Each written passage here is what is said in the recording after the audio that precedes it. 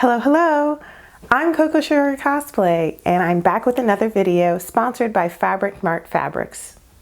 I'm still stuck in a comfy mindset, so for today's project, I decided to make myself a comfy, cozy loungewear set inspired by the adorable little Korok seeds in Legend of Zelda Breath of the Wild.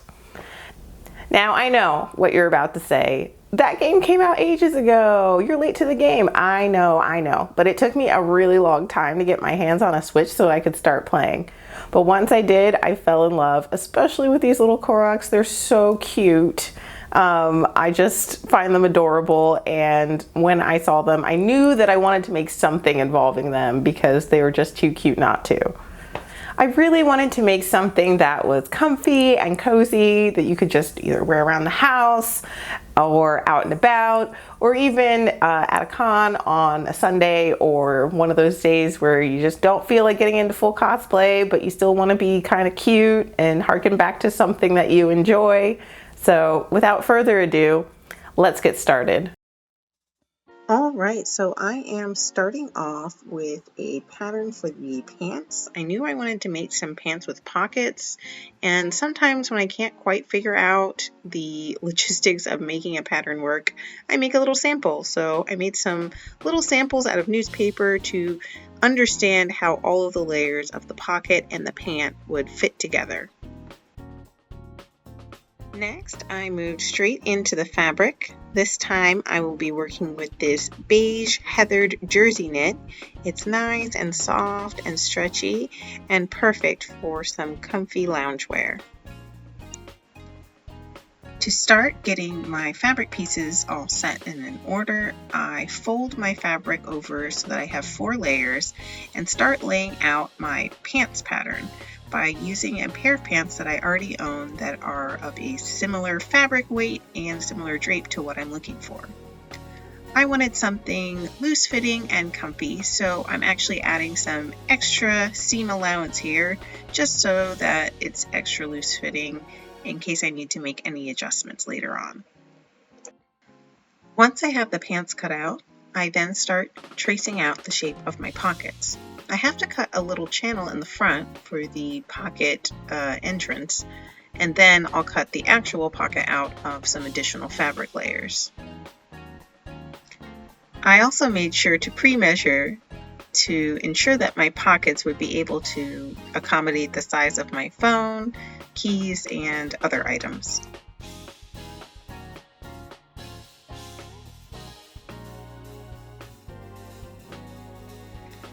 Using a ruler, I also measured out a waistband for the pants as well and cut it out of the fabric. For the top, I also used an existing garment that I had. This one's a nice drapey dolman sleeve. It's really fun to wear around the house, so I knew it would be perfect for this project.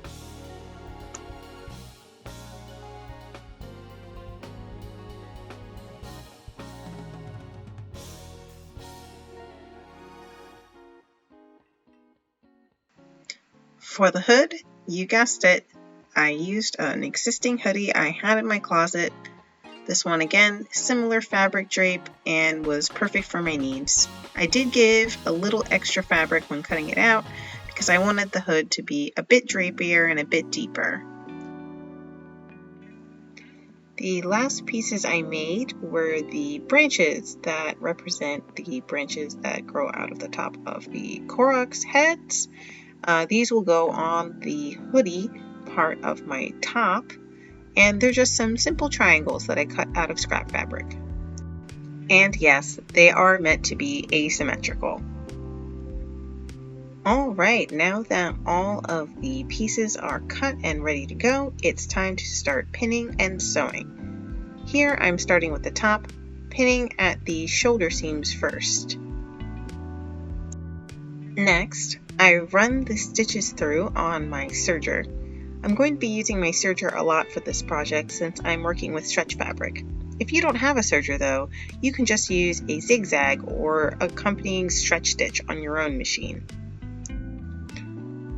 Once those were sewn up, I pinned on the sleeves and stitched them to the rest of the shirt. Once that was done, I set the shirt aside and moved on to the pockets of the pants, starting by pinning around the sides and stitching them together.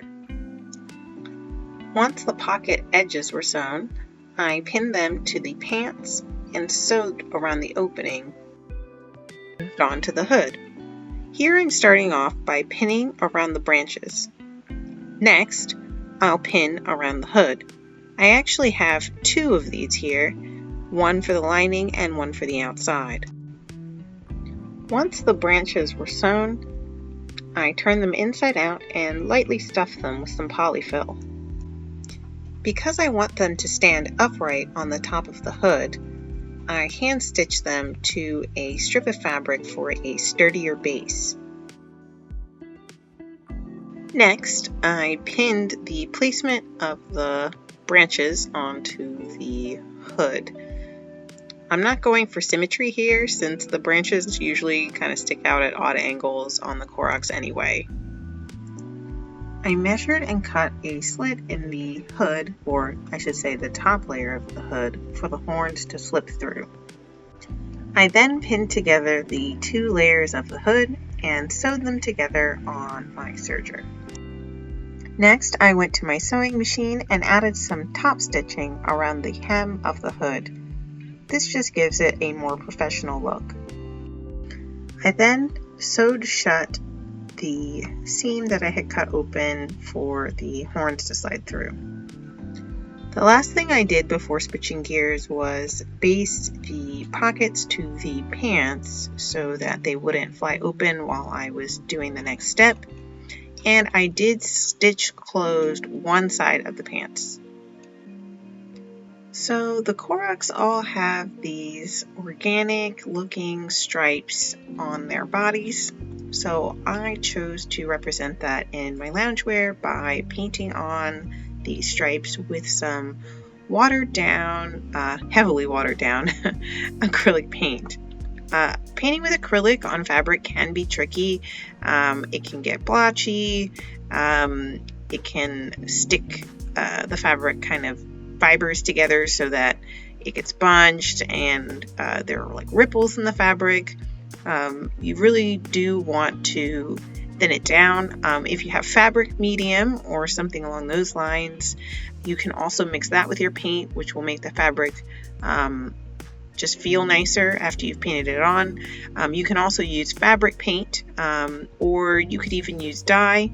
I am choosing to use the thin out paint here because of it was what I had, and then also when I tried out the dye, it just didn't give me the color vibrancy that I wanted.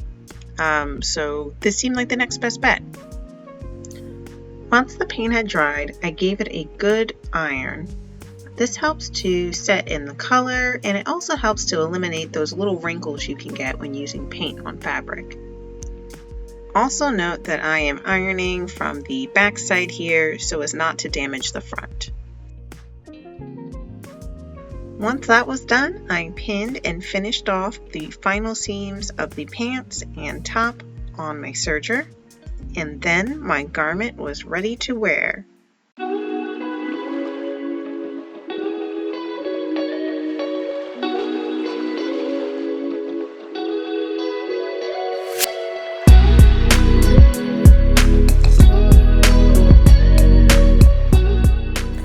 Alright everybody, that's the end of part 1 in which I make the loungewear set. As you can probably tell, there's a part 2 coming in which I make the mask, so stay tuned for that. Thank you so much for watching, really appreciate your support, and I'll see you next time. Bye!